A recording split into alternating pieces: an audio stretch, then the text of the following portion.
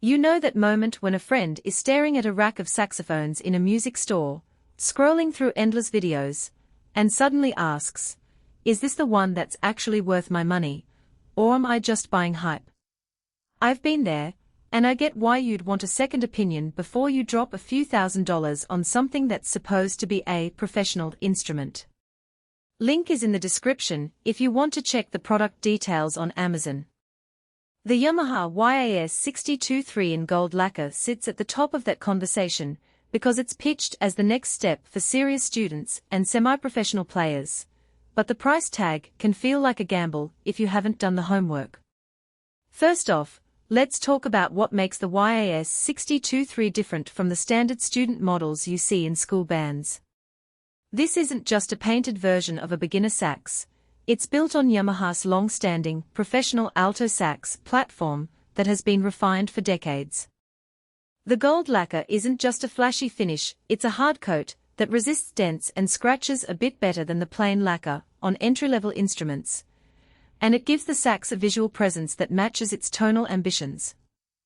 That said, the coating does at a few grams, so if you're a marching band player who cares about every ounce, you'll notice a slightly heftier feel compared to a plain finished student sax. Now, imagine you're a junior in college who's finally ready to audition for a regional jazz ensemble.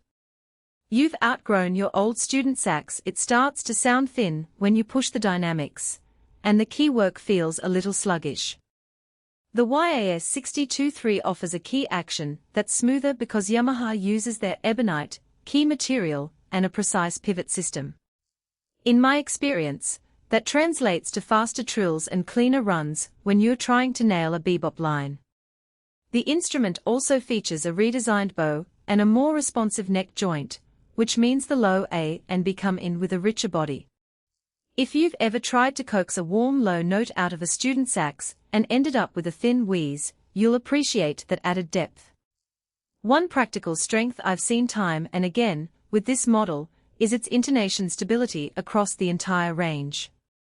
When you're playing in a combo that's constantly moving between ballads and up-tempo swing, you need an instrument that stays in tune without you having to constantly adjust the reed or the embouchure. The YAS 62III Spore design, combined with its gold lacquer's slight rigidity, helps the instrument stay on pitch, especially in the higher register where many alto saxes start to sound sharp.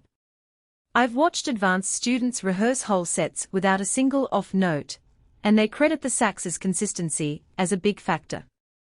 But there are trade-offs that matter once the box is opened. The first is the price. At its current retail range, you're looking at a four-figure investment.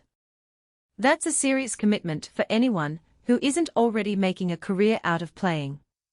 If you're a beginner who just wants to learn a few songs on the weekend, the YAS 62III may be overkill, both financially and technically.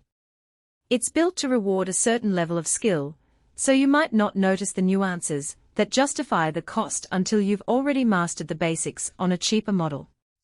In other words, you could end up with an instrument that feels great, but you're still working on fundamentals that a less expensive sax would handle just as well. Another practical consideration is the mouthpiece. Yamaha ships the YAS 62III with a standard medium-strength mouthpiece, but many players who upgrade to this sax find they need a higher-grade mouthpiece to fully unleash its tonal capabilities. That's an extra expense that isn't always mentioned in the spec sheet. If you're not prepared to experiment with a few different mouthpieces, you might feel like the instrument is missing something until you make that additional purchase. It's not a flaw in the sax, but it's a hidden cost that can catch first-time buyers off guard. Maintenance is another point that can be a deal-breaker. The gold lacquer, while protective, can be more sensitive to scratches from abrasive cleaning pads.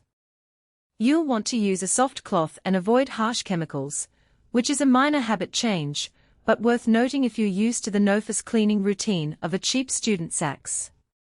Also, because this is a professional-level instrument, the pads and corks are tighter and can require more frequent adjustments if you're a heavy player. That's not a problem if you have a good tech or are comfortable tweaking things yourself, but it does add a layer of upkeep. So who should actually buy this sax?